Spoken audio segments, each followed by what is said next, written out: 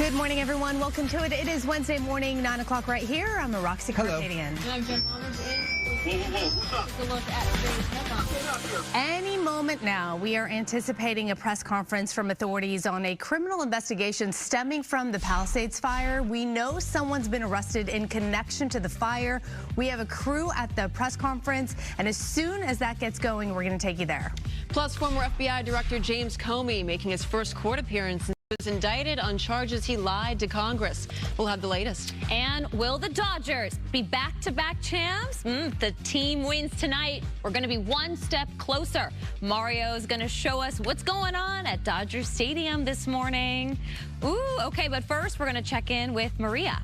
Yeah, the weather tonight's going to be perfect for the game if you are headed there. 67 degrees at first pitch. Right now we're looking at some clouds. The marine layer is back, and this has been the pattern all week, extending all the way into our inland areas. It will dissipate much like yesterday. The changes really come tomorrow, but today it's still going to be pretty nice with sunshine in this afternoon. 59 in Burbank currently, same for Ontario. 61 in San Bernardino, 64 in Santa Ana, 59 in Riverside, 37 in Big Bear, to that 78 Palm Springs. It will get to those 90s in Palm Springs. The low desert's 97, 85 in the high desert, 71 eventually in Big Bear up in the mountains, staying dry today.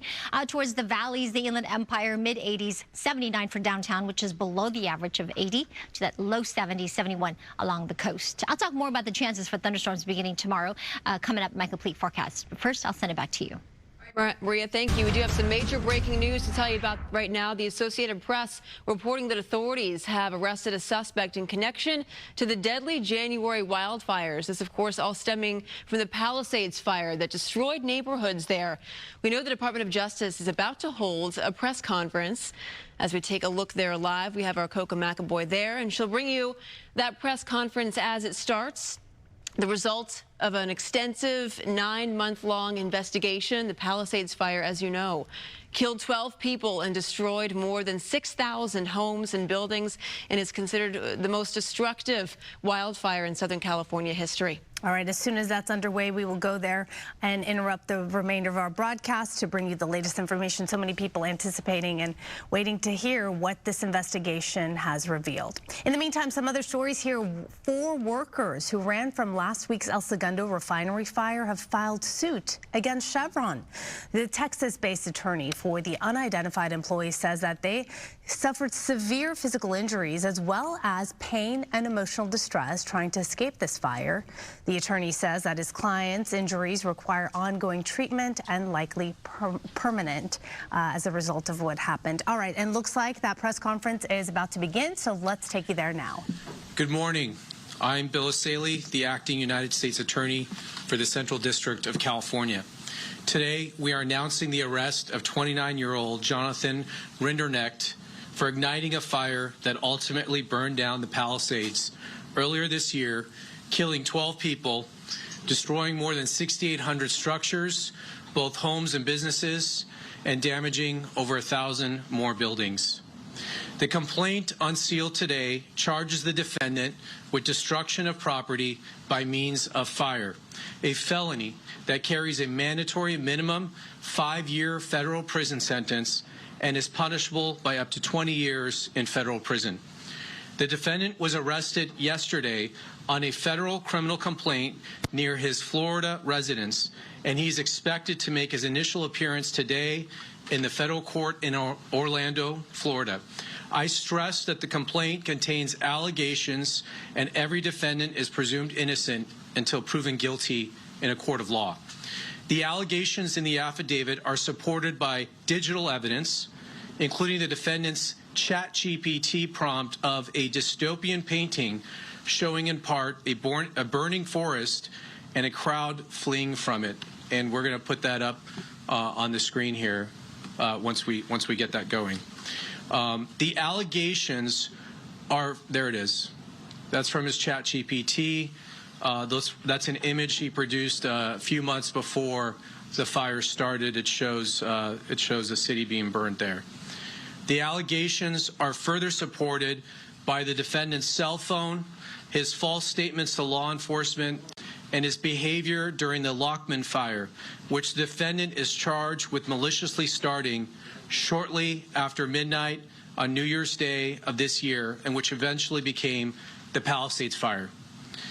Late last New Year's Eve, Rinderknecht returned to Pacific Palisades after working the evening shift as an Uber driver. Two of his passengers told law enforcement that he appeared agitated and angry that night. After dropping off a passenger in Pacific Palisades, Rinderknecht parked his car and tried and failed to contact a former friend. He exited the car, walked up a nearby trail, took iPhone videos at a nearby hilltop, and listened to a rap song whose music video including objects being lit on fire. The defendant had listened to this song and watched its music video repeatedly in the days leading up to the Lockman fire. 12 minutes into the new year, environmental sensing platforms indicated that a fire had started. It took the defendant several tries to contact 911 to report the fire. He fled the scene in his car, but turned around after passing fire engines driving in the opposite direction to fight the fire. While the Lockman fire burned, the defendant walked up the same trail from earlier that night to watch the fire and firefighters, using his iPhone to take short videos of the scene. Although firefighters suppressed the blaze, the fire continued to smolder and burn underground within the root structure of the dense vegetation. So that fire started on January 1st, and it smoldered underground for about a week until on January 7th, heavy winds caused this underground fire to surface and spread above ground, causing what became known as the Palisades Fire, one of the most destructive wildfires in Los Angeles City history. Law enforcement got to work and by January 24th had identified and interviewed the defendant. During his interview, he lied about where he was when he first saw the Lockman fire, claiming he was near the bottom of a hiking trail. Geolocation data for the 911 calls showed that he was standing above the fire in a clearing merely 30 feet from the blaze as it rapidly grew. As the world watched in horror as the Palisades fire burned, victims perished in the smoke and flames.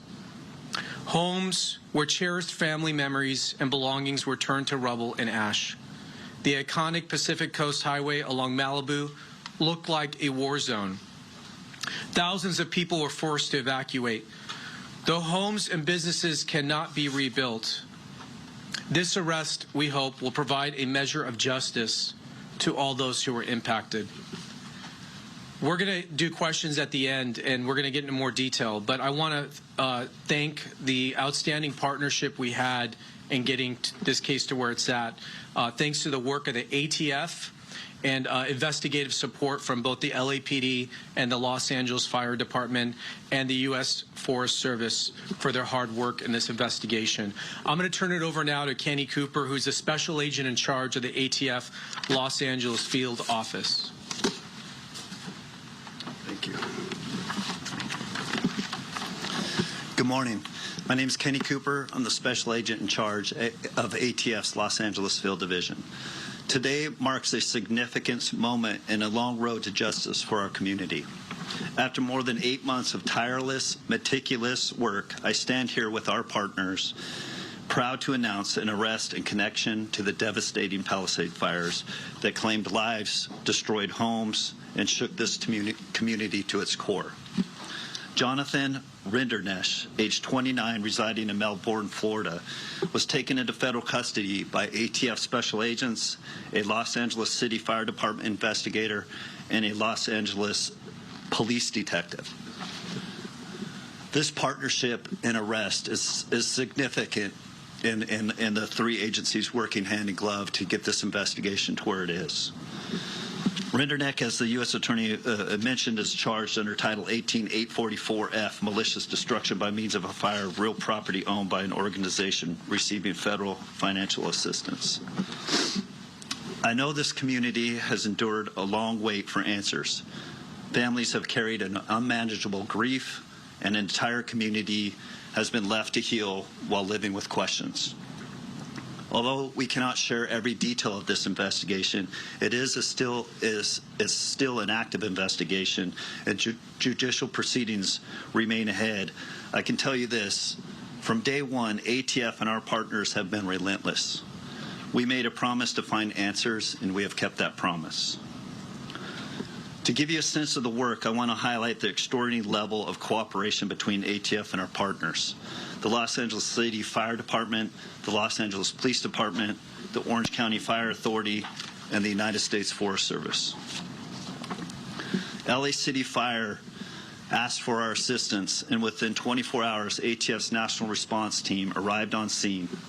The NRT, ATF's NRT, is an elite team comprised of certified fire investigators, electrical and fire protection engineers, chemists, accelerant detection canine teams, and other experts. We arrived within 24 hours and got to work with our partners. We processed hundreds of acres of damaged fire, examining every inch for the smallest clue. Over the course of the last 8 months, investigators conducted hundreds of interviews, including witnesses overseas, and pursued more than 200 leads. We collected more than 13,000 items of evidence, including fire debris, digital data, DNA samples, all analyzed by ATF's state-of-the-art forensic lab. Our team carried out 500 scientific tests, supported by ATF's Fire Research Lab, the nation's only large-scale fire science lab dedicated to fire investigations. More than 10 of our top engineers and support staff contributed to this laboratory analysis. This investigation has been documented over 300 ATF reports, including a 200-page report detailing the origin and cause of this investigation.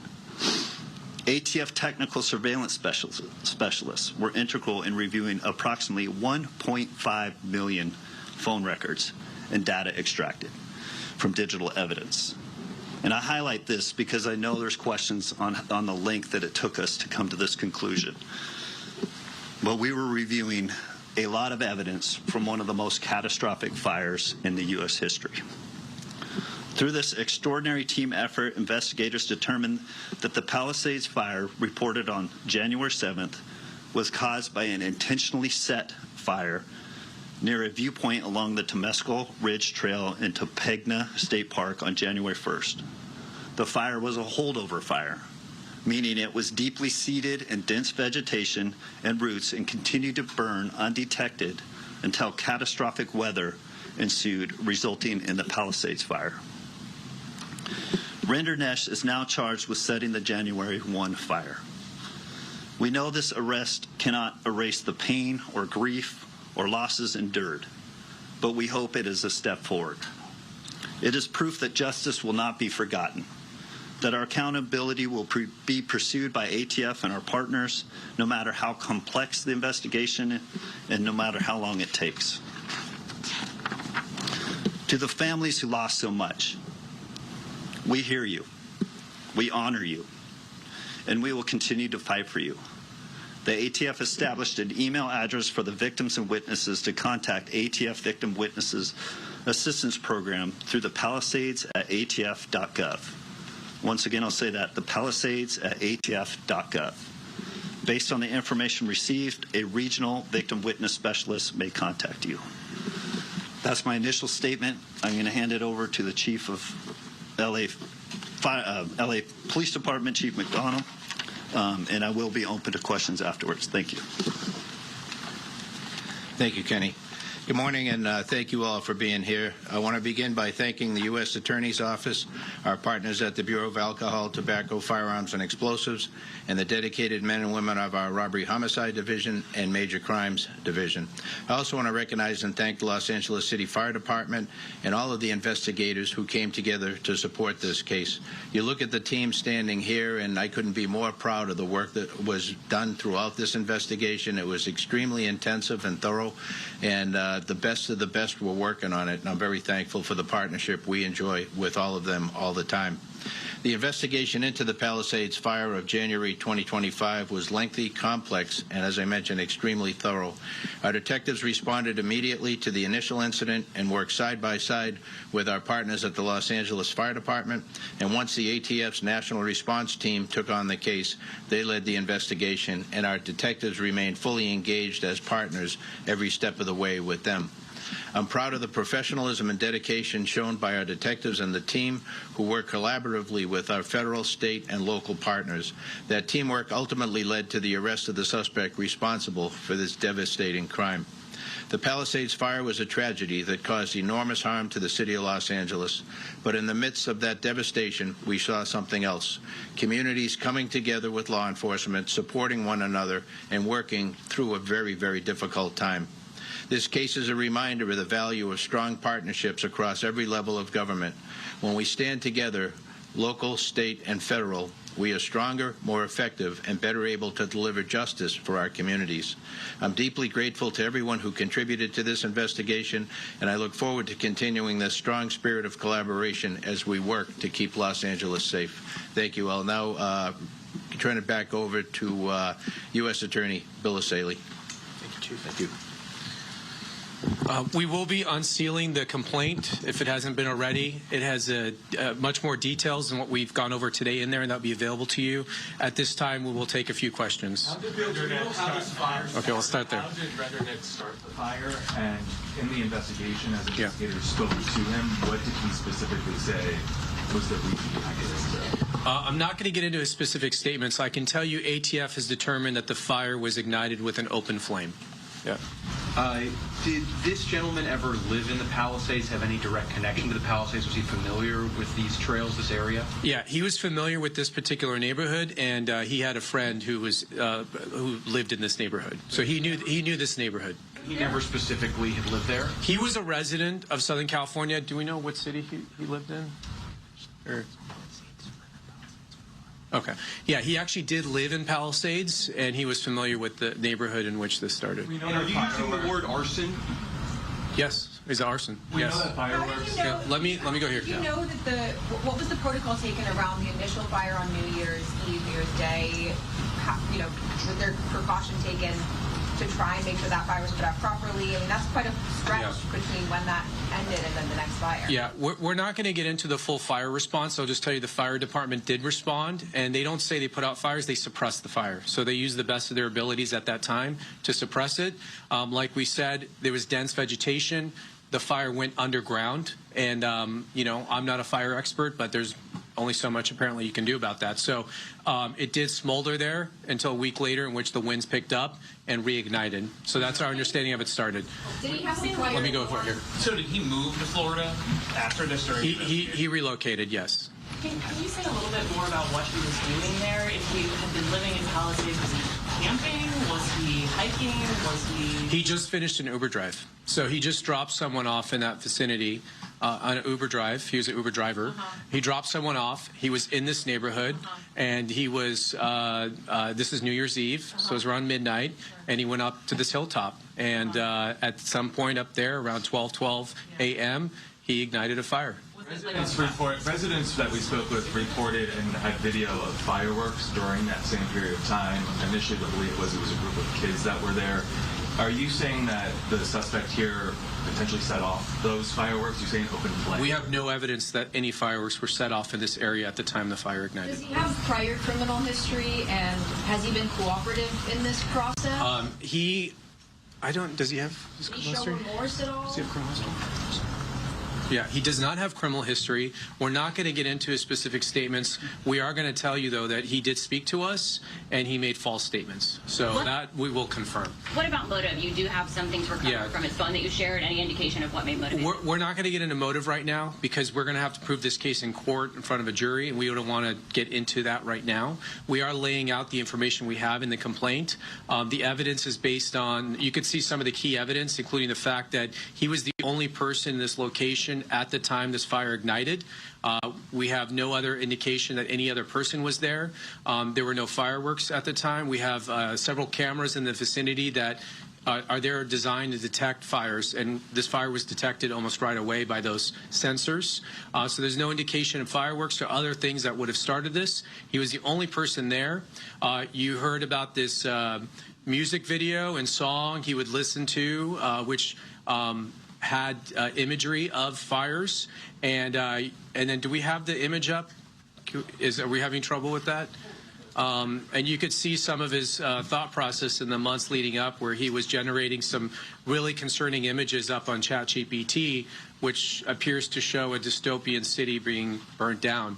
So more evidence will come out at trial, but we're not going to preview the entire case at this time. Yes, ma'am. Is there an understanding that he relocated to Florida because he was aware that people might be looking for him or trying? We don't have any information of that. It's very clear that this was a thorough investigation. The question is, obviously, so many things burned here, right? So how difficult was it to gather evidence? I mean, you're saying 13,000 items were gathered, following 200 leads. I mean, can you...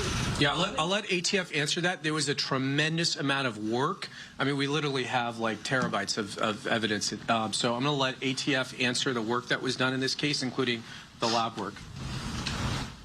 Yeah, some further perspective on the investigative process. So I know there's been speculation of other ignition sources, and I just want to assure everyone, ATF did not identify this suspect and focus specifically on this suspect. We still utilize our scientific process, and part of the lengthy time that it took to go over these thousands of acres that were burned is we literally had agents with our partners on their hands and knees crawling through fire debris. They're observing fire behavior patterns. They're flagging patterns. An example of that, fire will cause natural debris to twist and freeze in a position pointing to the origin. So looking at all those fire patterns, flagging those, ATF was able to zone to specifically get into the origin of where that fire started from. Once they dialed into the origin, using all the investigative techniques that they have, then they start really dialing into that very specific spot that fire was created. An example of a fire research lab, they collected buckets and buckets of debris, flammable materials, natural and otherwise, found within that area, sent it off to a fire research lab. They analyzed data from the weather, including humidity, the exact temperature, the exact composition of those natural fuels found at that particular time, January 1st, at that particular time, recreated those environmental factors in our labs using their scientific process, then tested different ignition sources. And that's where 500 tests were conducted at that lab. That review process is then looked at by a panel of our experts in a peer review process to see if the science matches up with the theory and the actual evidence that was collected. I know it was also broadcast. We broadcasted it as a public safety announcement back in spring.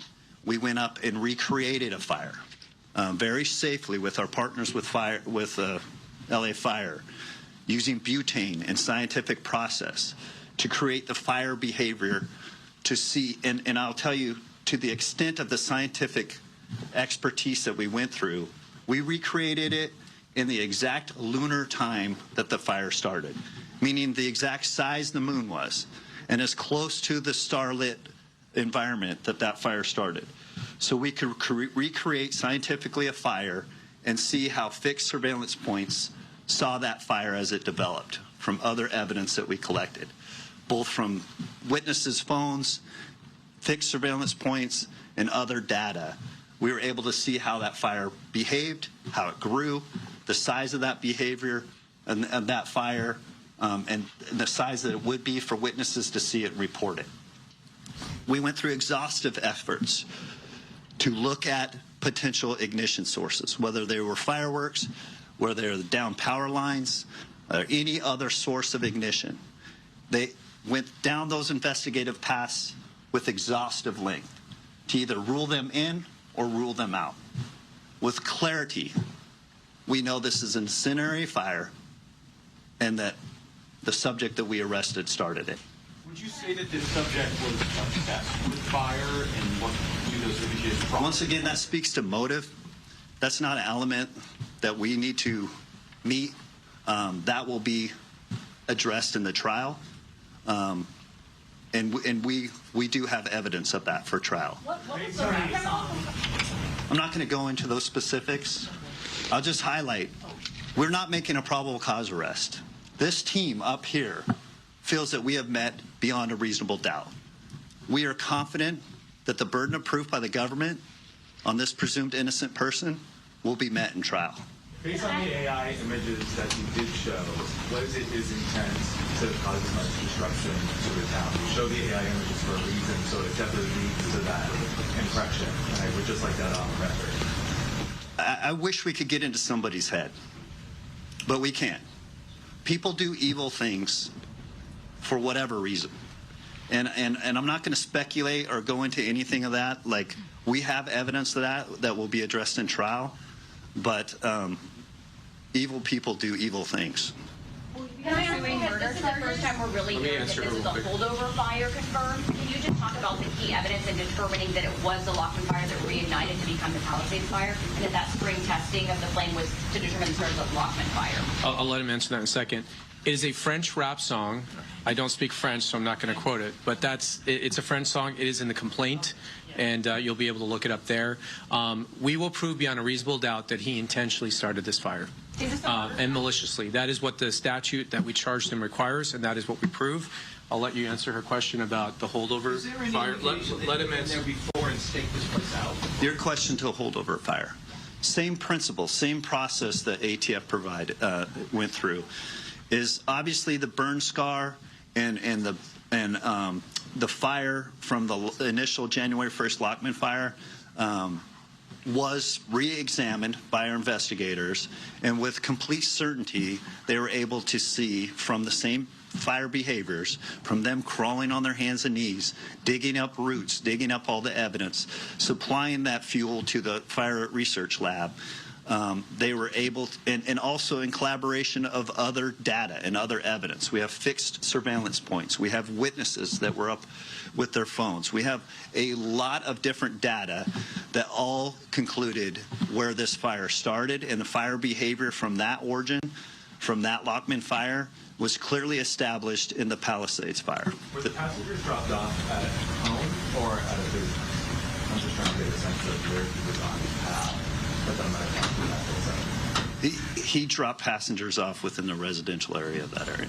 Three more questions. Why not pursue murder charges given the fact that folks died in the fire? So right now, we've charged him on a criminal complaint. We have not determined all the charges he's going to face. We'll be presenting that evidence to a grand jury, and we will make decisions about additional charges at that time. So this is right now just a criminal complaint. We wanted to arrest him. We wanted to get him into custody, this will go to a grand jury shortly. Last question. The suspect returned back on January 7th. Was he in the area considering he was in the Palisades during that period? Yeah, I'm not going to comment on that. He did go back the same night. So the night he started the fire, he left. As soon as he saw the fire trucks were headed to the location, he turned around and went back up there. And he took some video and watched them fight the fire. The charges that you're talking Last question. Just for January 1st, right? He has not been charged with anything for January 7th? No, he is charged with starting a fire on January 1st, which is the fire that burned down the Palisades. It did take a week to reignite, but he is charged with starting the Palisades fire. He started it on January 1st. But that's why you got that question about the people who lost their lives on January 7th fire. To expect additional charges for that? To include homicide? This complaint covers that fire and the damages and deaths that were caused by that fire. As far as what additional charges he will face, we will make those determinations in the coming days. Thank you all very much. All right, thank you. Press release is out. The complaint is out. All right, there you have it. Bill Asaley, the acting U.S. Attorney for Southern California, speaking during this news conference along with other law enforcement. And there you see the image of 29-year-old man named Jonathan Rinderknecht. He was arrested yesterday in Florida in connection with the deadly Palisades Fire that killed 12 people in January. He is expected to appear in court later on today, according to U.S. Attorney's office there. He will be making that court appearance in Orlando. He's accused of starting the Palisades Fire in the early morning hours on New Year's Day, which at the time was known as the Lockman Fire. And firefighters actually initially put that fire out, but it is believed that fire was reignited due to weather conditions. We had fierce winds, if you remember, and that fire was reignited back on January 7th. It's called a holdover fire, which then became the Palisades Fire. And this is one of the most destructive fires in Los Angeles history. As you heard the acting U.S. Attorney there, Bill Asaley, say, he's charged with starting the Palisades Fire, but additional charges may come as a result of all of this. We do have someone there on the scene we'll check in with. Coco McAvoy will be joining us right after the break, and we'll continue to talk about this big story here for Southern California. We'll be right back.